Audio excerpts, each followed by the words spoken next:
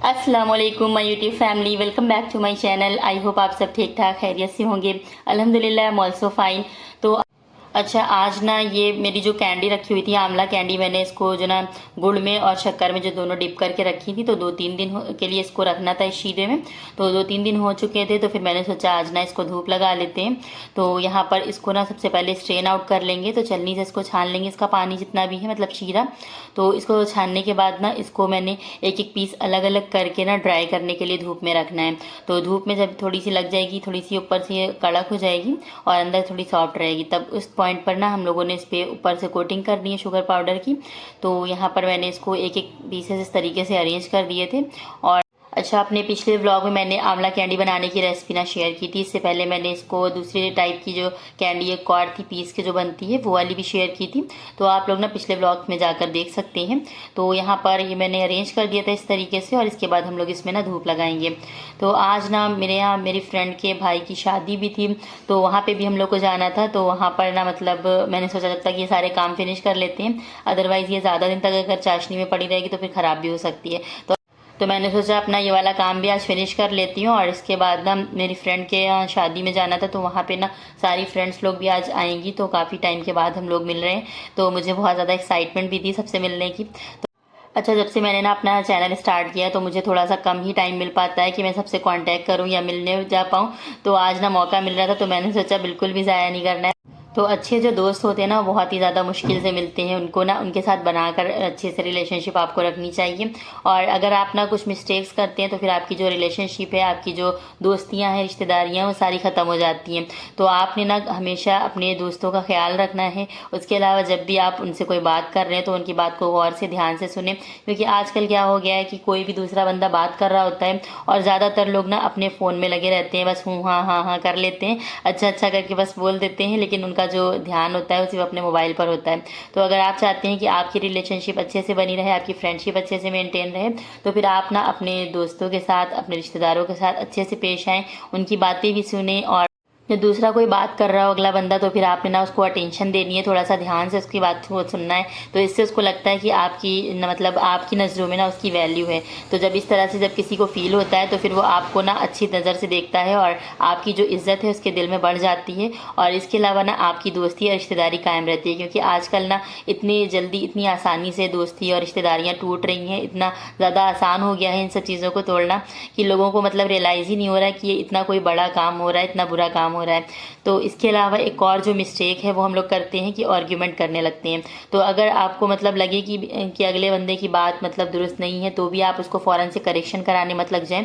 अगर आपको उसके दिल का ख्याल है, उसकी मतलब आपको अपनी दोस्ती का, अपनी रिश्तेदारी का ख्याल है, तो फिर आपने ना थोड़ा सा हर जगह पर आपने फ़ौरन से आर्ग्यूमेंट नहीं करने लग जाना है। कभी कभी ना थोड़ा सा आप सही होते हुए भी खामोश रहेंगे ना, तो ये चीज़ ना आपकी दोस्ती और रिश्तेदारी को कायम रखती है। क्या होता है कि कभी कभी हम लोग आर्ग्यूमेंट करते हैं, फिर वो बहस में बदल जाती है, और फिर इस तरीके से लड़ाइयाँ होने लग जाती हैं, और फिर क्या होता है कि दोस्तियाँ ख़त्म हो जाती हैं। और फिर बाद में क्या होता है, चाहे जितना भी आप मिल लें, कुछ भी कर लें, लेकिन फिर दिल में वो बात नहीं रहती।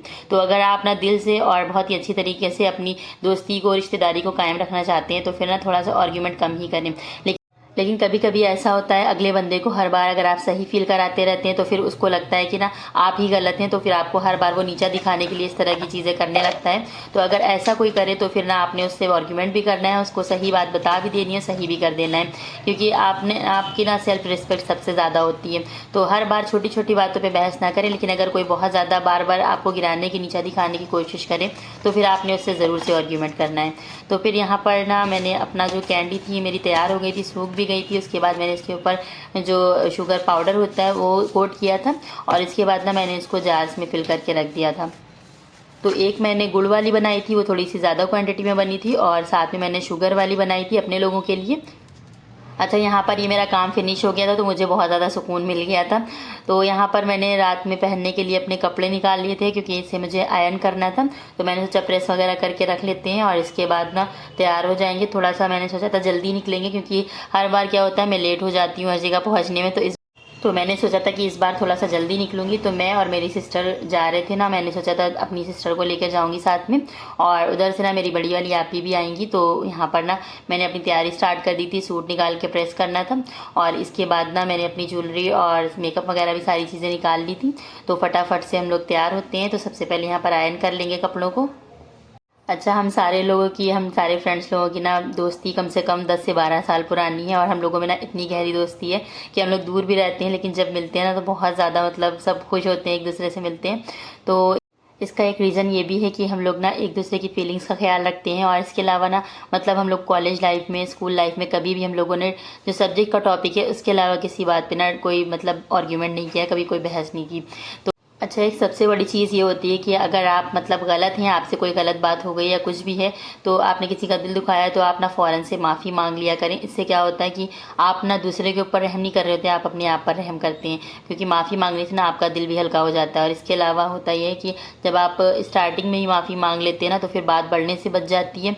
और इसके अलावा कोई आपको लोवेस्ट पॉइंट पर ले जाकर आपसे माफ़ी मंगवाए या फिर कुछ गलत हो, तो इससे अच्छा है कि आप पहले स्टार्टिंग में ही माफ़ी मांग लें, क्योंकि फिर बाद में ना माफ़ी मांगना बहुत ज़्यादा फिर आपको भी अजीब लगता है, और इससे ना बात अच्छी खासी बढ़ जाती है और दिलों में कोई इज्जत भी नहीं रह जाती। तो अगर आप अपने रिश्तों को टूटने से बचाना चाहते हैं, तो फिर आपने ना इस तरीके की छोटी छोटी बातों पे ध्यान रखना है। तो फिर आपकी ना अच्छी खासी दोस्ती और रिश्तेदारी कायम रहती है काफ़ी अरसे तक, बल्कि लाइफ टाइम बाकी रहती है।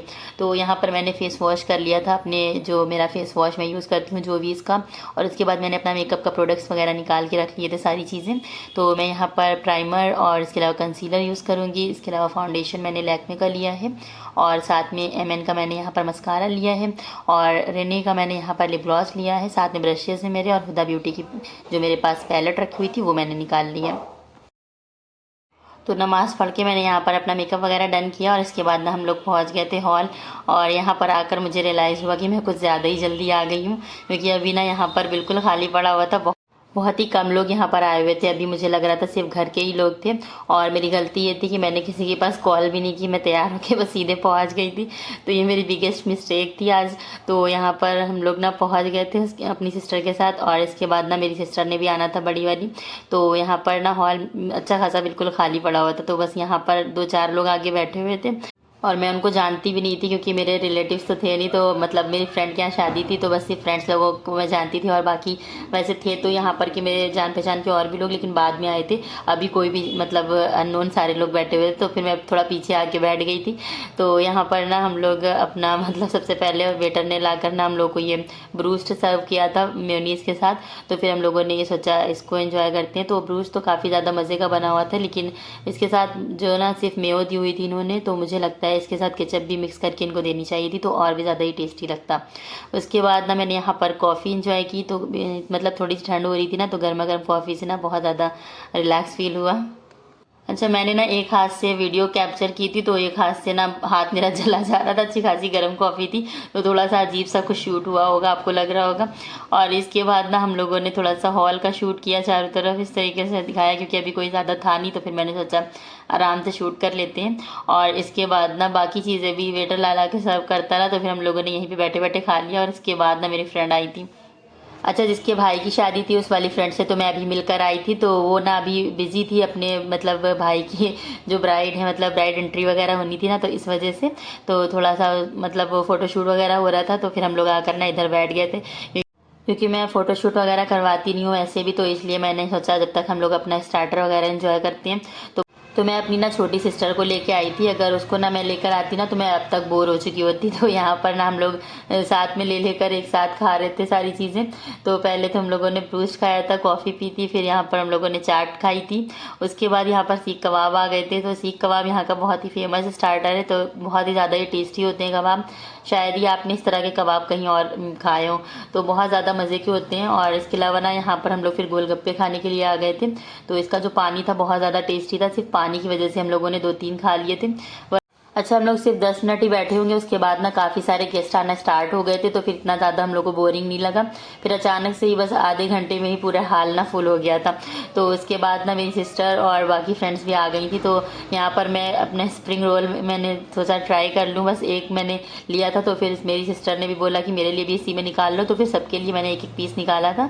तो बस इसी में हम लोगों ने एक एक पीस खाया था, और इससे ज़्यादा मतलब गुंजाइश ही नहीं थी। तो बस थोड़ा थोड़ा सा स्टार्टर खाओ ना, तो अच्छा खासा पेट फुल हो जाता है। तो उसके बाद तो मैंने स्पेशली वीडियो शूट करने की वजह से सारी चीज़ें थोड़ी थोड़ी सी ले ली थी, अदरवाइज़ एक ही दो चीज़ें खाने के बाद ना पेट फुल हो गया था। तो यहाँ पर फ्राइज़ मैंने अपनी जो फ्रेंड की बेटी थी उसको दे दिए थे सारे, वैसे ही उन लोग आई थी, तो अभी उन लोगों ने कुछ नहीं खाया था, तो मैंने पहले उन लोगों को ये दे दिया था। तो बहुत ही क्यूट है उन लोग, तो उन लोगों ने खा भी लिया था। वरना फिर ना बच्चे कितना ज़्यादा नखरीले होते हैं आजकल, किसी और का दिया हुआ बिल्कुल नहीं खाते हैं। तो यहाँ पर मैंने ना आइसक्रीम ले ली थी, तो वनीला आइसक्रीम थी, वैसे मुझे बटर स्कॉच पसंद है, लेकिन हम लोगों ने जब खा लिया था उसके बाद बटर स्कॉच का जो बॉक्स ओपन हुआ था। तो यहाँ पर सैंडविचेस भी थे, तो फिर मैंने थोड़ा सा एक लिया था पीस, और अपनी फ्रेंड के लिए, सिस्टर के लिए, सब एक ही पीस में सबने थोड़ा थोड़ा सा टेस्ट कर लिया था।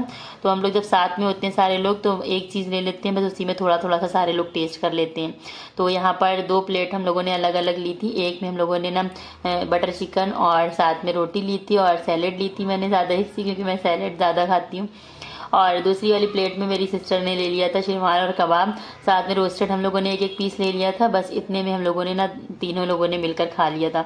तो यहाँ पर ना इतना सभी खाना बहुत मुश्किल हो रहा था, क्योंकि स्टार्टर हम लोगों ने खाया था, उसके बाद ना खाने की बिल्कुल भी गुंजाइश नहीं रहती है। तो मीठा जो स्वीट डिज़र्ट्स वगैरह थी, स्वीट डिशेज़, उसमें तो हम लोगों ने बिल्कुल भी टेस्ट तक के नहीं की थी। तो स्वीट डिशेज़ में यहाँ पर जर्दा और खीर थी, और इसके अलावा ना बटर चिकन के अलावा चिकन कोरमा भी था, और बाकी जो ना इसकी मटन की बिरयानी थी। तो काफ़ी अच्छा माशाल्लाह मेन्यू था। तो गाइस, ये था मेरा आज का छोटू सा व्लॉग। आई होप आप सबको पसंद आया होगा। अगर व्लॉग अच्छा लगा हो तो वीडियो को लाइक करिएगा, और मेरे चैनल पर पहली बार विजिट किया तो सब्सक्राइब करिएगा। मिलते हैं नेक्स्ट व्लॉग में। अल्लाह हाफिज़।